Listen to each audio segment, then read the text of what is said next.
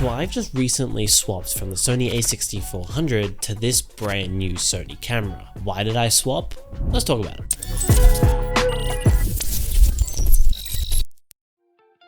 The Sony a6400 was actually my first ever camera, and it had a lot of features which I really loved, but it also had a fair few features which I actually was missing from the camera. However, as a first camera, I did think that the Sony a6400 was a really good starting point, and especially from a photography point of view, I really think that this camera really does shine. So let's go over what the Sony a6400 did for me and what it didn't do for me.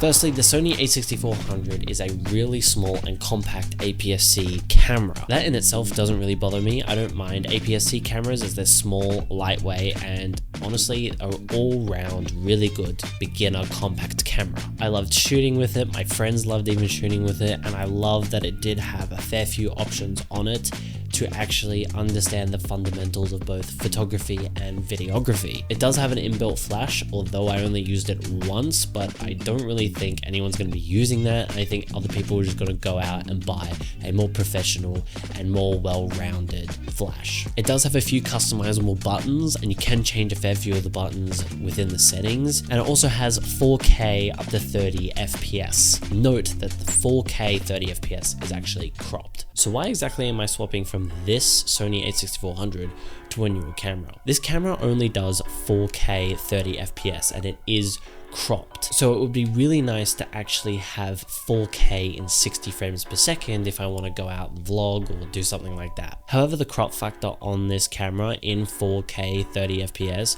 really does make the video feel really zoomed in, especially at a wide focal point such as 16mm, which is already cropped in considering it's an APS-C sensor. Don't get me wrong, the 4K 30 FPS in this camera really does shine and it works really well, and I think that anyone who's using this for talking headshots such as what this video is right now would be completely happy with the 4K 30 and the crop factor on this camera. Talking about the vlogging mode again, does have a flip up LCD display, which I do actually really like. I do personally like it flipping up so you can see just up the top. However, I can definitely see the appeal to have the flip out on the side, especially with the hot shoe at the top if you want to include a microphone or you want to add anything else on top of the camera. The menu system on this thing also is really annoying, and it's not up to date with any of the newer sort of Sony cameras, which they've improved a hell of a lot more than what they actually have on this camera. So having that updated menu system and a flip out screen that comes out to the side, although I do like the flip out screen up the top, would also be really nice, especially if it comes out to the side. It doesn't block any of the microphones or anything if I have any. Again, talking about the vlogging modes, this camera does not have IBIS or in-body image stabilization. That means when I'm walking around or I'm wanting to do something handheld, you can see all the little jitters and everything in the camera. Obviously, you can fix this if you actually add some stabilization in post, but keep in mind every time you add stabilization in post, it does crop in even more to the already cropped image of the APS-C sensor. So having in-body image stabilization in the camera would be really nice. Another limiting thing of this camera, which is the main reason that I also upgraded to this new camera, is it only has 8-bit footage. So it doesn't have 10-bit or anything like that, which means color grading is still really good on this camera, and I've been able to get some really nice colors out of this camera. However, it can't push the colors as far as I probably like to. It's fairly limiting on the actual looks that you can get. Don't get me wrong, you can still get amazing looks on this, but having S-Log 3 and having 10-bit footage just allows for a little bit more customizability and a bit more learning to actually get the colors that I'm wanting. Would I recommend this camera to someone who's starting photography or videography? Yes, I would recommend this camera to someone who's starting photography more than videography. The reason being is it's still got like a 24 megapixel sensor, which is really good, and it will get you really used to how to use the different settings on your camera, such as shutter speed, ISO, and aperture. And I do have to say that I have gotten a lot of really good photos from this camera. Would I recommend it for a videographer? I think that's a good starting point, but I do think that you are missing quite a lot of the important features of what someone might actually want if they just want to have a run and gun camera. If you want something that looks really, really good handheld and you don't want to have to deal with the jitters or stabilizing it in post, I think having a camera with in-body image stabilization is going to help you out so much more than the Sony a6400 will. I do also think that the 4K 30 FPS cropped is a limiting factor on this camera, and if you want slow-mo, you really have to go into that 1080p mode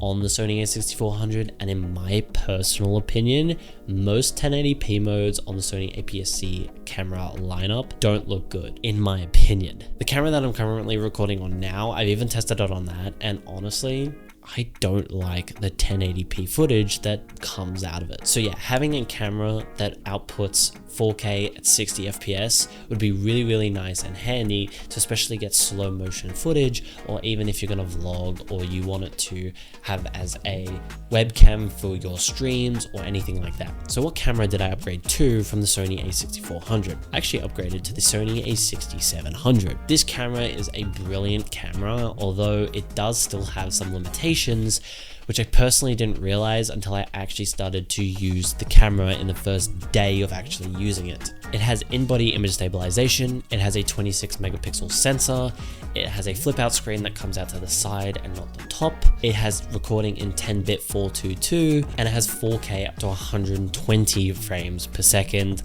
but note that the 120 frames per second is actually cropped. So I did mention some limitations, so what exactly are those limitations? It does have 4K at 60 frames per second, which I really wanted to use if I wanted to stream my games or anything like that on Twitch or YouTube or wherever. Whilst having this option is really, really good, this camera does unfortunately have a little bit of an overheating issue. I've noticed that especially in my room, which with a fan on, I can only really get about 40, maybe even just 30 minutes of my camera just being on in 4K 60 before it actually overheats. And I do have the heat setting set to high, so it does shut off after it gets really, really hot. However, I don't mind having it in just 4K 30. However, I do wish that the overheating wasn't as bad, especially because I'm not actually recording. I'm just having it plugged into my computer. But other than that, I think that this is still a really good camera. It's got in-body image stabilization in it, which is really, really nice. It has standard image stabilization, and it also has an active mode, which does have a slight crop. So yeah, that was just a really quick first video of mine of why I swapped from this camera to this camera, and hopefully I'll be able to deliver more content. I'm really interested in getting into the content creation space,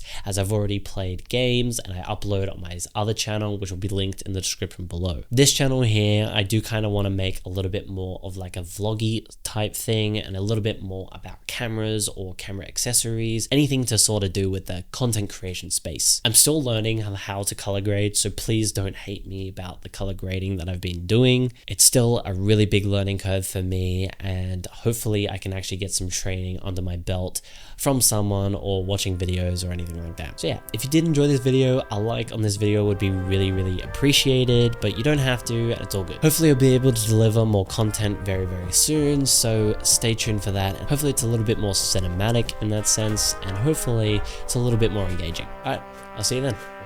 Peace.